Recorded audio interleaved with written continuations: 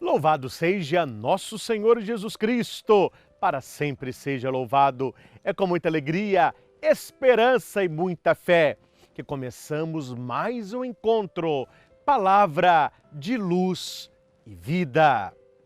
A cada encontro nós vamos avançando, aprofundando e bebendo no livro de Samuel.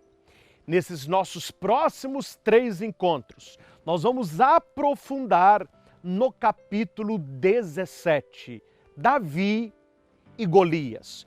Nós poderíamos fazer uma série de programas só com este capítulo. Muitas lições, ensinamentos, atualização para a nossa própria vida. Mas penso que nesses 3 encontros nós vamos ver como que a batalha de ontem acontece hoje. Golias se levantou ontem. Hoje, outros Golias se levantam também no campo de batalha da nossa vida. E se é o primeiro vídeo que você está assistindo, se você ainda não acompanhou esta série Palavra de Luz e Vida, a minha sugestão é que você assista esses 3 vídeos a respeito de Davi e o gigante Golias, mas que você vá voltando nos vídeos, comece do primeiro, para você entender todo o contexto da história. É muito interessante como que os personagens vão entrando, os acontecimentos, como que a bênção de Deus é retirada, como que o mais fraco é aquele que Deus investe, como que a desobediência faz tudo dar errado, como que a intercessão muda os desígnios da história e daí por diante. É uma série maravilhosa que você não pode deixar de assisti-la toda. Então vamos para o nosso encontro de hoje, capítulo 17 do primeiro livro de Samuel, Davi e o gigante Golias.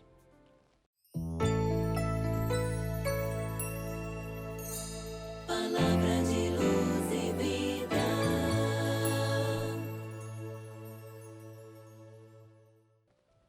Então vamos para o texto, capítulo 17, primeiro livro de Samuel. Eu não vou ler todos os versículos, depois você lê o texto. Eu vou aqui citar alguns versículos para você entender o que está acontecendo. Versículo 1. Mobilizaram os filisteus as suas tropas para a guerra e concentraram-se em Soco de Judá. Então, aqui você vê, de um lado, os filisteus, de um outro lado, Judá, que era o povo escolhido por Deus. Uns estavam de um lado da montanha e Israel na colina de fronte. O vale os separava, ok? Saiu do acampamento dos filisteus um campeão. Veja que não diz um homem, mas é um campeão. E o nome deste campeão é Golias, de Gade, cujo talhe era de 6 côvados e 1 palmo. Trazia na cabeça um capacete de bronze e no corpo uma couraça de escamas, cujo peso era de 5.000 ciclos de bronze. Tinha perneiras de bronze e um dardo de bronze entre os ombros. O cabo de sua lança era como o cilindro de um tear, e sua ponta de ferro pesava 600 ciclos. Um escudeiro o precedia.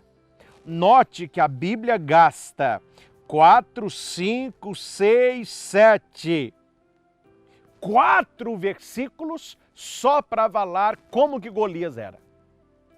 Podia estar escrito aqui, saiu do acampamento dos filisteus um campeão chamado Golias. Tá bom, mas olha como que o texto, até o escritor está impressionado com o tamanho daquele homem e com a sua armadura.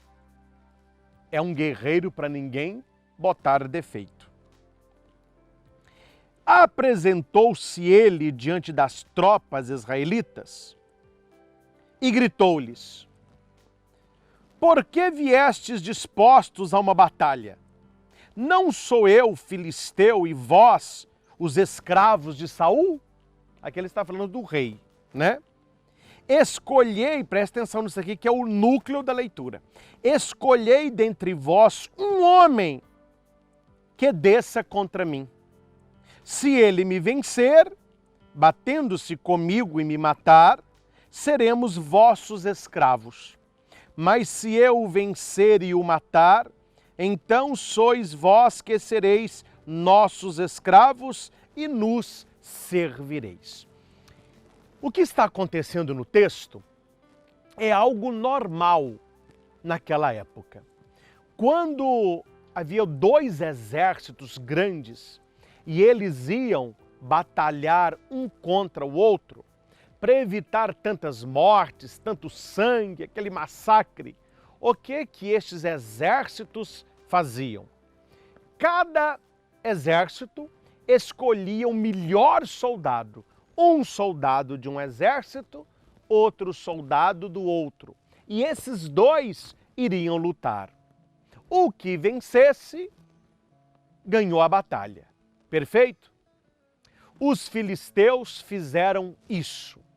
Colocou o seu exército de um lado, lá em cima estava o exército de Judá, do rei Saul, e dos filisteus sai esse gigante chamado Golias, e ele então desafiou o outro exército. Olha, escolha um soldado aí para lutar comigo. Se ele me vencer, todo este exército de filisteus vai servir a Saul. Mas se eu ganhar, vós me servireis. É um desafio que Golias estava lançando. E o texto continua.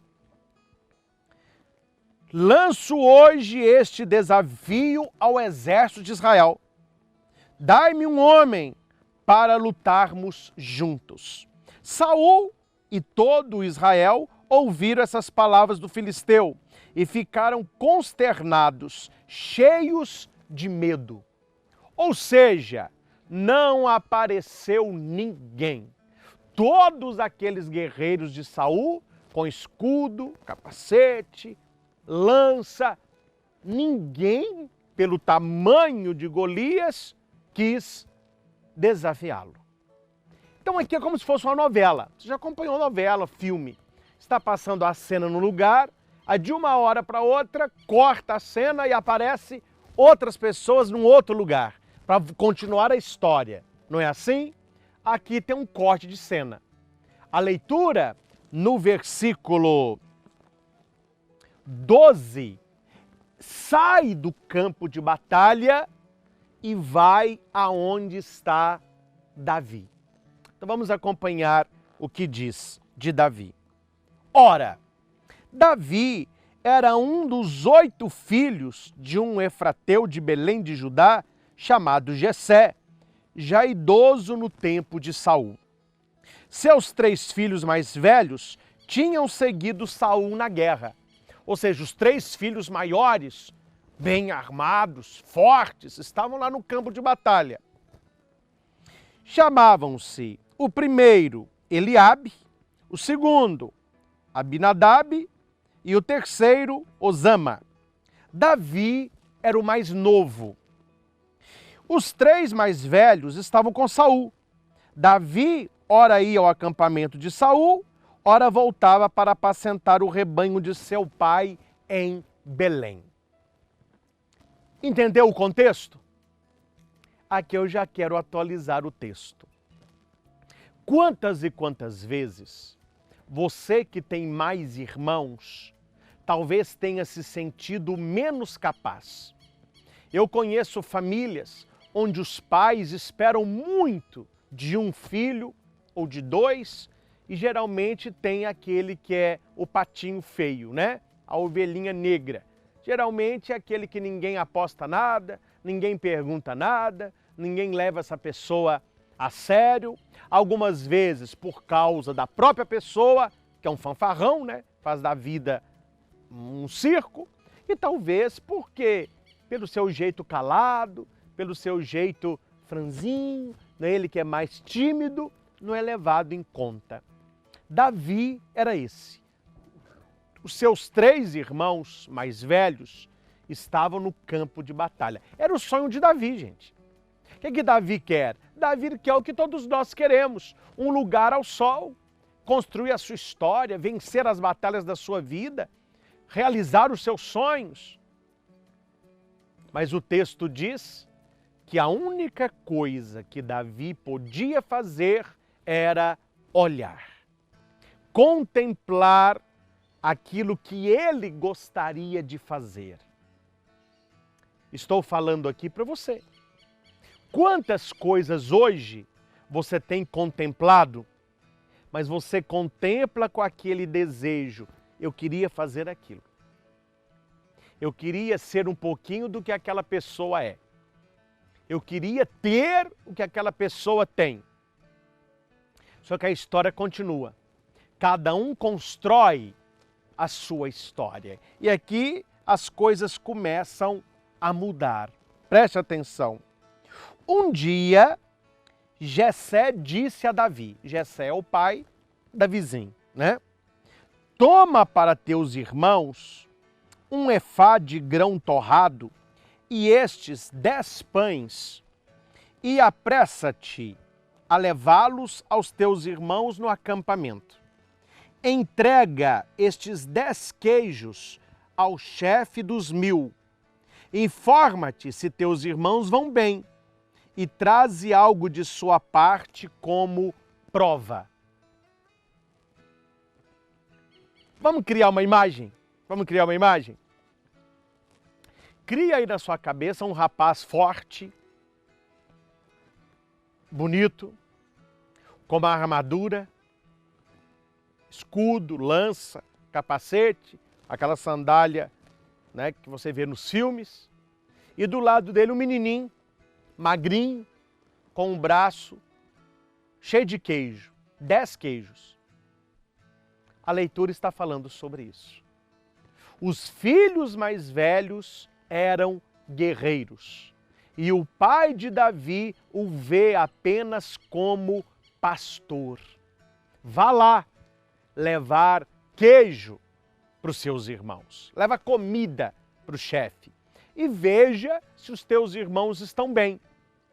Traga-me algo de prova que eles estão vivos, eu quero um sinal. Quantas e quantas vezes você se preocupou com os outros, com seu marido, com a sua mulher, com seus filhos, e as pessoas não se preocupavam com você?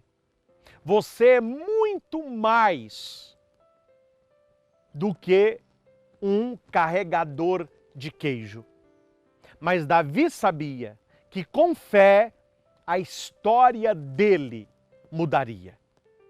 Não importa se hoje você está fazendo coisas que para você não têm importância. Importa sim que você as faça da melhor maneira possível, porque Deus vê a sua integridade.